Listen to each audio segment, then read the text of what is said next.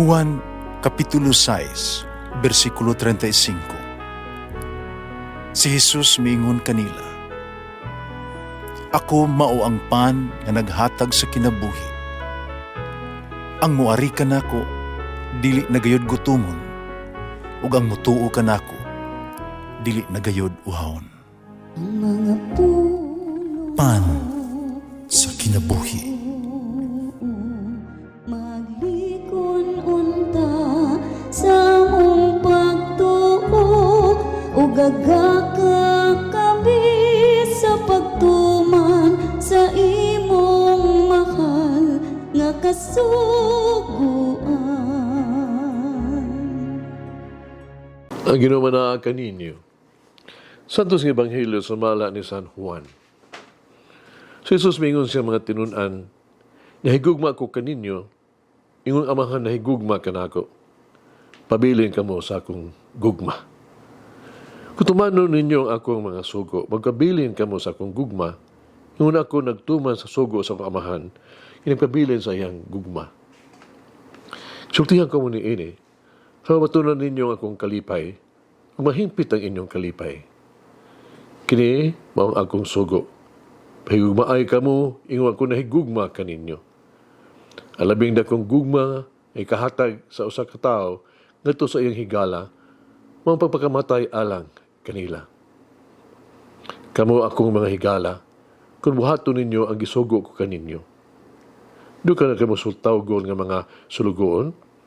Kang sulugoon, dili mahibalos kibuhat sa agalon. Hinua, tagong ko kamo nga akong mga higala. Isultihan ko man kamo sa tanan nga dungog ko sa akong amahan. Dili kamo nagpili kanako, ako ang nagpili kaninyo.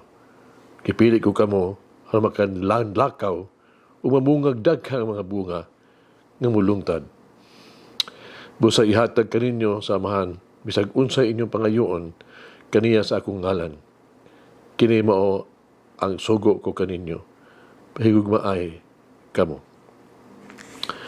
Ang Ebanghelyo sa Ginoo. Pasalamati ang Ginoo kay siya maayo, ang iyang gugma mulungtad hangtod sa kahangturan. Pasalamati ang Diyos sa tanang mga Diyos, ang iyang gugma malungtaron. Pasalamati ang Ginoo sa mga Ginoo, ang iyang gugma balungtaron.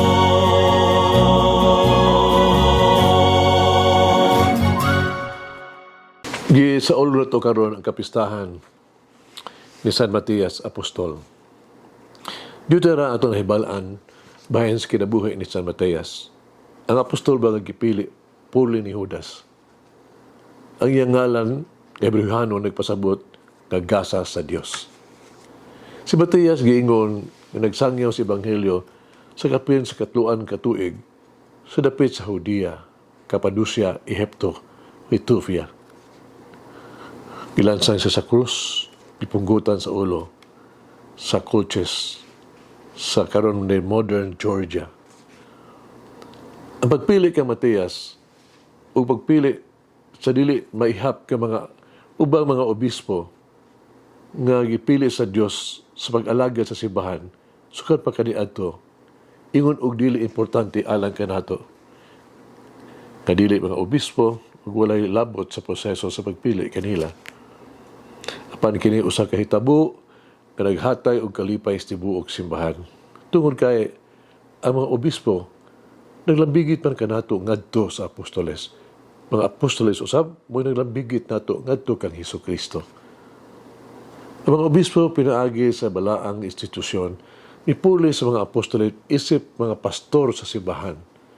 O sa ingon nga pamaagi, bisan kinsa nga mamati kanila ug maminaw kang Kristo, ug bisan kinsa sumutamay kanila, nagtamay usab kang Kristo. Ug kaniya nga nagpadala kang Kristo.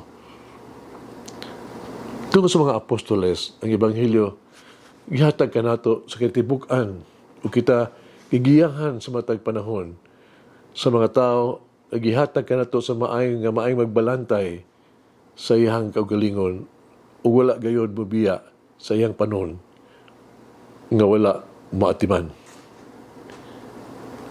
Yun sa nato, nako. Siya paglambigit sa kaugalingon diha sa mga apostoles, sa mga obispo, sa kuang pag-alagad ni Kristo sa iyang misyon sa kaluwasan sa katauhan. Nagtuman ba ako sa akong katungdanan isip binunyagan ang gitahasan sa misyon sa pagpadayag sa pulong sa Dios? Kung sa akong tubag, na sulod diha sa akuan, mamalandong nga ang akong tawag, mugamot, walay kondisyon, nagugma sa Dios alang kanako. Mag-ampo kita, Jesus. Di mo mayaong panahon, nagpasalamat ko sa imong pagkabanhaw. Isaal ka kanamo ug bag-ong kinabuhi.